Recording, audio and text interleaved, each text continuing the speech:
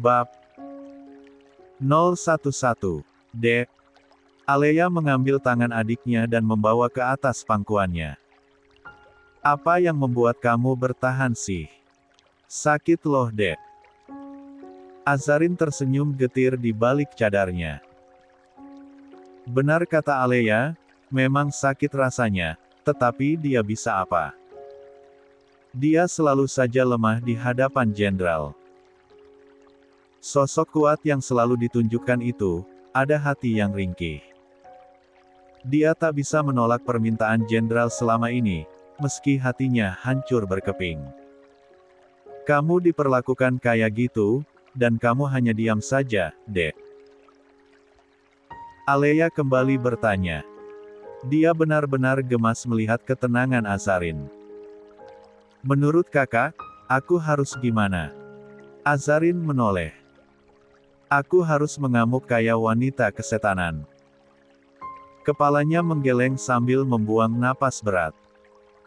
Kalau aku melakukan itu, bisa saja. Bahkan dari awal aku menikah. Cuma, apa gunanya Abah dan Umi mendidikku? Menyekolahkanku sampai perguruan tinggi. Lia, tapi ini konteksnya beda, Dek. Kamu diam saja saat orang mengatai kamu mandul. Astagfirullah. Geram Alea. Gadis itu tampak menunjukkan kemarahan, tetapi hanya saat di depan adiknya saja. Sebab, ketika ada anggota keluarga yang melintas, wajah Alea berubah bahkan tersenyum. Azarin terdiam, dan sibuk memutar-mutar tasbih digital di jari telunjuknya. Sesaat kemudian dia kembali menatap Alea. Air yang tenang justru lebih mematikan. Tak ada balasan lagi dari Alea, tetapi sorot matanya menunjukkan kekecewaan yang tak bisa dijelaskan. 90. Acara tahlilan berlangsung sangat hikmat sampai tak terasa waktu terus bergulir, dan selesai hampir jam 9 malam. Para bapak-bapak pengajian serta ustadz sudah meninggalkan rumah. Namun, bukan berarti keadaan rumah langsung berubah sepi. Keluarga besar yang datang masih berada di rumah. Ada yang membantu membereskan, ada pula yang sibuk membungkus makanan untuk dibawa pulang. Sebuah tradisi yang sudah lama bertahan. Tetapi hal itu tidak berlaku bagi Azarin. Bahkan wanita bercadar itu enggan berdiri dari tempatnya duduk sejak awal. Jangankan membantu membereskan, menikmati makanan yang disuguhkan pun tidak. Sejak tadi, dia hanya meminum air mineral kemasan yang berada di antara makanan. Sampai akhirnya jenderal pun berinisiatif mengajak Azarin makan di kamar jika dia tak nyaman. Seolah itu sebuah solusi yang jenderal berikan, tetapi salah besar.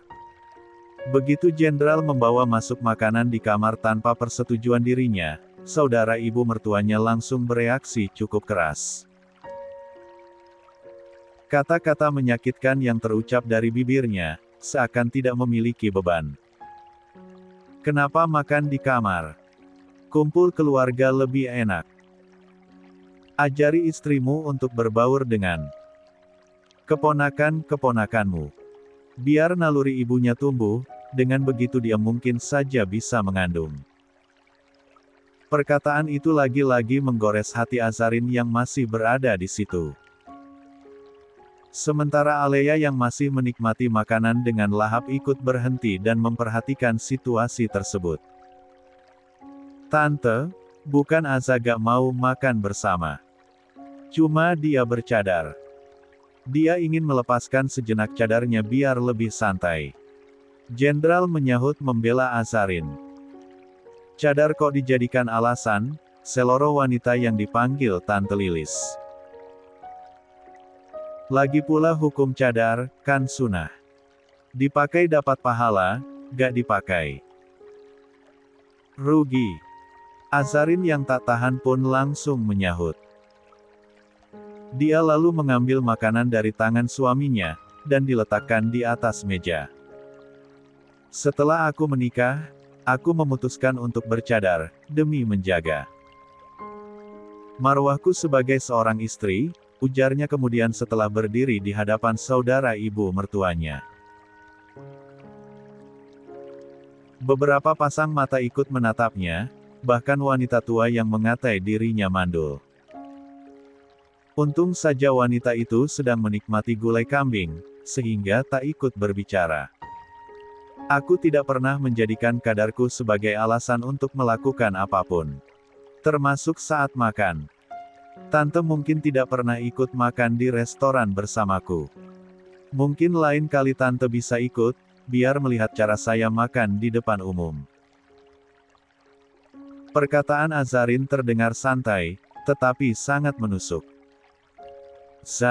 Sudah. Gak baik berdebat dengan orang tua. Jenderal segera menegur istrinya, sebelum masalah makin panjang. Aku belum selesai, Mas. Mending Mas nikmati saja drama ini. Sungut Azarin dengan sinis. Lalu kembali menatap wanita paruh baya itu. Rasa hormatnya telah hilang dengan penghinaan yang diterima. Tante, aku menikah dengan jenderal sudah 3 tahun. Anda pernah lihat sendiri, aku sangat menyukai anak-anak. Bahkan saking sukanya, aku sampai mengambil jurusan sebagai guru TK. Kenapa dengan entengnya? Anda mengklaim aku tidak ingin bercampur aduk dengan anak-anak. Azarin mendengkus kesal. Tangannya melingkar di dada. Bukan aku yang ingin makan di kamar. Tapi keponakan Anda lah yang menawarkan. Azarin, saya sudah bilang. Bentak jenderal. Dia tak tahan lagi melihat ketegangan antara istri dan tantenya. Kamu nurut apa kata suami?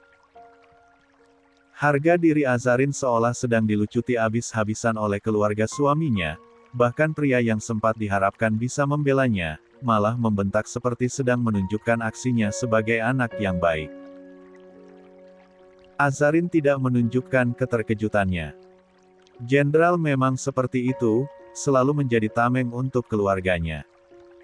Dia menatap jenderal dengan kening terangkat sebelah, seolah menjawab tantangan tersebut. Detik kemudian dia terkekeh-bak orang tidak waras. Ah, baiklah. Anak muda memang sepatutnya tunduk dengan orang lebih tua. Tapi... Perkataan Azarin terhenti sejenak, lalu menatap sang kakak yang sudah memucat. Sejak kecil aku dan kakakku hanya diajarkan untuk menghormati yang lebih tua. Dan aku rasa... Aku sudah melakukan itu selama ini, kata Azarin sambil menatap semua orang, termasuk ibu mertuanya yang terpaku di tempat. Salah satu contohnya. Aku selalu ikhlas menerima hinaan bahkan sindiran setiap kali aku datang. Jenderal langsung menarik tangan Azarin dan berusaha mengajak istrinya pergi. Tetapi Azarin langsung melepaskan diri dari cengkeraman suaminya. Kamu memintaku berhenti, tapi kamu tidak pernah menghentikan omong kosong mereka. Azarin menatap sengit pada jenderal, napasnya naik turun lebih cepat. Sekarang jelaskan apa yang terjadi. Jelaskan sama mereka semuanya, biar aku tidak diklaim wanita mandul. Telunjuk Azarin terus mengarah pada semua anggota keluarga. Semua orang yang berada di ruang itu, bergeming di tempat. Selama mereka mengenal Azarin, ini kali pertama mereka melihat perangai wanita cantik itu. Kemana suara lembutnya yang dulu terdengar? Kemana sikap sopan santunnya yang ditunjukkan? Jangan kurang ajar kamu, Jenderal balik menatap istrinya dengan tajam. Siapa yang ajari kamu untuk menjadi keras kepala? Menjadi pembangkang kayak gini? Jika dulu Azarin akan meneteskan air mata, kali ini dia tersenyum sinis melihat sang suami. Kamu pernah dengar kata pepatah? Orang jahat tercipta dari orang baik yang sering disakiti. Jenderal terpaku di tempat. Wajahnya seperti ditampar kuat. Ayo kita pergi, Kak. Lama-lama aku gila berada di rumah ini. Azarin segera melangkah tanpa berbalik badan, bahkan tidak menyalami orang-orang di sana. Hingar-bingar berupa umpatan kemarahan dari keluarga saat dia keluar terdengar jelas. Bersamaan itu juga air mata Azarin jatuh berderai. Ceraikan saja istrimu itu.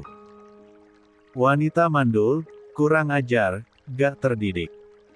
Kenapa bisa kamu nikahi wanita itu? Kakaknya yang tidak bereadar saja berkata bisa sangat lembut, sopan. Kenapa istrimu malah sebaliknya? Ceraikan saja dia, Jenderal. Bapakmu tidak akan tenang jika kamu masih bersama wanita itu. Jika tadi Jenderal yang mengemudi, kini Azarin yang membawa mobil tersebut pulang ke Jakarta. Hanya seorang diri, tanpa Jenderal dan Alea. Dia sudah mengajak kakaknya untuk pulang, apalagi dia tahu besok pagi Alea harus dinas ke klinik. Namun, gadis itu menolak dengan alasan takut, karena kondisi Azarin sangat kacau. Alea hanya mengatakan akan pulang menggunakan mobil sewa saja. Tidak masalah bagi Azarin, toh di rumah itu kakaknya sangat dihargai, bahkan disayang. Bahkan untuk pertama kali dia dibandingkan dengan saudaranya sendiri. Sepanjang jalan, Azarin terus menangis, memukul-mukul setir mobil sebagai pelampiasan. Rasa sesak di dadanya berperang hebat. Aku benci kamu, Mas, teriak Azarin sambil menangis pilu. Andai saja aku bisa merubah takdir. Aku tidak ingin mengenalmu. Azarin menarik cadarnya sampai terbuka, bahkan jilbabnya telah basah dengan air mata sudah acak-acakan, tidak lagi dipedulikan. Dia berusaha fokus dengan jalanan yang terasa kabur karena air matanya tak bisa berhenti. Ingatan demi ingatannya tentang kejadian di rumah tadi, tak bisa dilupakan sama sekali. Bahkan umpatan saat dia sudah pergi masih terngiang di benaknya. Azarin pun memutuskan berhenti di sisi jalan. Dia tak bisa melanjutkan dalam keadaan seperti ini. Tangisnya pun pecah, sambil menumpukan kepala ke tangan yang berada di setir mobil. Tubuh kecil itu gemetar hebat. Suara dering ponsel menyita perhatian Azarin. Dia segera mengusap air matanya dengan punggung tangan, lalu melihat siapa yang menghubunginya di waktu yang tidak tepat ini. Melihat tulisan, Umi, disertai emotikon love putih, tangisan Azarin kembali pecah. Tak ada niatan untuk menerima telepon tersebut, dalam keadaan dirinya hancur seperti ini. Setelah beberapa saat membiarkan sambungan telepon itu terputus secara otomatis, tetapi berganti dengan denting pesan masuk. Dengan pandangan nanar Azarin mencoba menatap pesan dari sang ibu. Kamu di mana, Nak? Perasaan Umi tidak enak. Spontan dia mencium ponsel tersebut, sambil menangis. Di saat seperti ini, ibunya hadir bak ibu peri. Umi. Aza lelah, Umi. Di sela isak tangisnya, Azarin bergumam lirih. Abah bakalan usir Aza gak? Kalau Aza pulang ke rumah. Azarin kembali tergugu, ponselnya didekap erat tanpa niatan membalas. Cukup lama Azarin menangis seorang diri, meluapkan semua rasa sesaknya di dada. Air matanya pun akhirnya mengering, tak ada lagi yang menetes. Mata sembab, dan sesenggukan menjadi dari menangis terlalu lama. Azarin kembali meraih ponselnya yang berada di pangkuan, lalu menekan nomor seseorang. Tidak membutuhkan waktu lama, suara di ujung telepon sudah menyambutnya dengan salam. Waalaikumsalam, jawab Azarin dengan suara sengau, khas orang abis menangis. Ada apa, Mbak Aza telepon malam-malam begini? Aku sudah siap bercerai, Pak. Tolong segera buatkan surat laporan ke pimpinan suamiku. Dengan keyakinan penuh, Azarin berkata. Baik, Mbak. Besok pagi suratnya saya antarkan ke rumah Mbak. Saya juga mau, Pak Din membuatkan surat gono gini. Rumah dan semua isinya serta mobil, itu milik saya. Baik, Mbak. Jawaban Din kali ini menjadi pembahasan terakhir mereka. Azarin menutup telepon setelah mengucapkan terima kasih dan salam penutup. Hinaan yang kalian berikan padaku, akan dibayar dengan ini. Azarin meremas erat ponselnya. Mas, Aza gimana? Sejak tadi Alea terus merasa gelisah sambil meremas jarinya. Tatapannya pun tampak begitu gusar di depan pintu utama. Saya juga pusing. Jenderal menyugar rambutnya ke belakang. Jika ditanya khawatir, sudah pasti dia mengkhawatirkan Azarin yang pergi dalam keadaan marah seperti itu. Namun, rasa khawatirnya tidak sebanding dengan rasa marah kala mengingat perlakuan Azarin pada keluarganya. Jenderal tak habis pikir, dengan kelakuan Azarin yang menyerang keluarganya dengan kata-kata menyakitkan. Padahal jika kembali diingat rekam jejak Azarin sangatlah baik, bertutur lembut, dan sangat ramah. Entah dirinya yang telah salah menilai selama ini. Atau memang Azarin termasuk salah satu orang yang memiliki kepribadian ganda. Mas, gimana dong? Kita nyusul Aza aja, iya. Usul Alea sambil menatap penuh harap. Namun, Jenderal justru menggelengkan kepala. Aza bisa jaga dirinya sendiri. Dia memang marah, tapi sejauh aku mengenalnya dia bisa menenangkan dirinya sendiri, katanya penuh keyakinan. Dalam kondisi seperti ini, aku juga tidak bisa meninggalkan rumah. Keluarga lagi marah besar. Alea tidak lagi menjawab, apa yang dikatakan Jenderal memang benar. Sebab dia pun menyaksikan kemarahan itu tanpa ada yang terlewatkan. Sumpah serapah dilontarkan untuk adiknya. Karena tidak ada solusi, Alea mengambil ponsel dari dalam tas, mencoba menelepon nomor adiknya, tetapi beberapa kali mencoba tetap tidak diangkat. Alea pun lantas mengirimkan pesan singkat. Kamu tidur sekarang. Besok subuh kita berangkat ke Jakarta. Aku sudah bilang sama kakak sepupuku untuk meminjam mobilnya besok, ucap Jenderal sambil melirik arloji di tangan kirinya. Alea pun lantas mendengkus pelan sambil melipat kedua tangan di dada. Aku mau tidur di mana, Mas?